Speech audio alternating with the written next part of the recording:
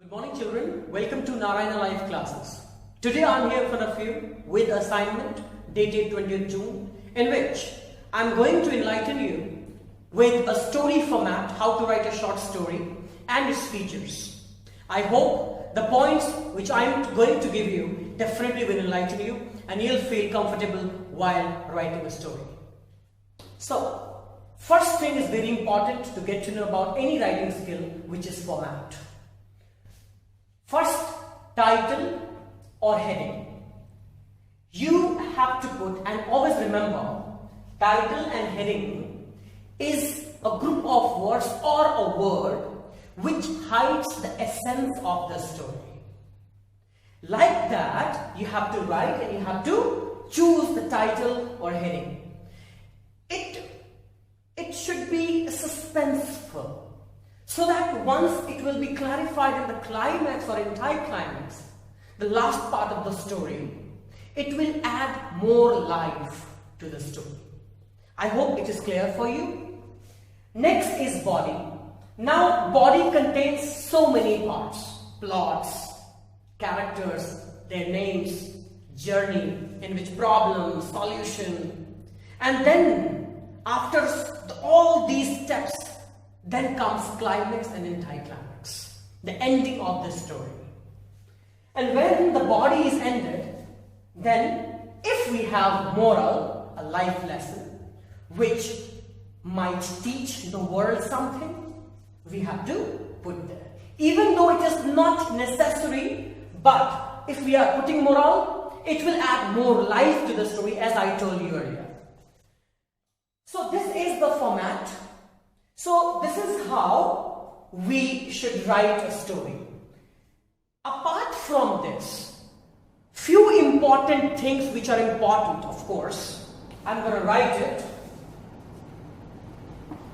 The importance of those things we cannot hide is inevitable. The first is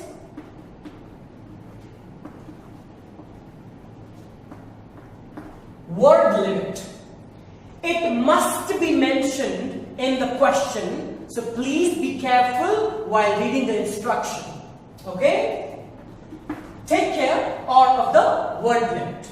Now, next thing while writing the story, narration.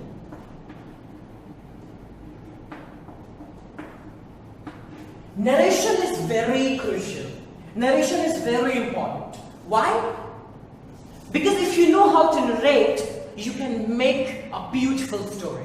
An insightful story you can make. So narration is required.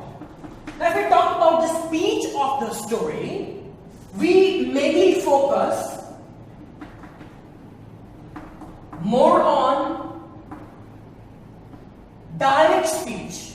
Even though the story is a mixture of direct and indirect conversation, mainly if the direct dialogues are given in the story, I hope it will add more beauty to the story. So we'll focus more on direct speech, the talk amongst the characters, and yes, of course, we should not forget to mention indirect comments as well, because being a narrator, you need to narrate that. Then, schedule.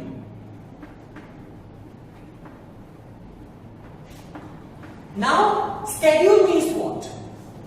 Whatever the journey you are writing in the story, journey of the characters, now obstacle hurdles, they are coming in their lives and then they do something for that, they do the hard work, they apply all the force and then after they get the solution out of it. So schedule means it should be in apple pie order. One, then the other and then the next. It should be in order. That's what I mean to say. So I hope it's clear. So these are the points which are very important while writing a story. Another thing which I would like to tell you that I'm writing here. Once you write a story and once the question comes in front of you, it comes in two ways. The first is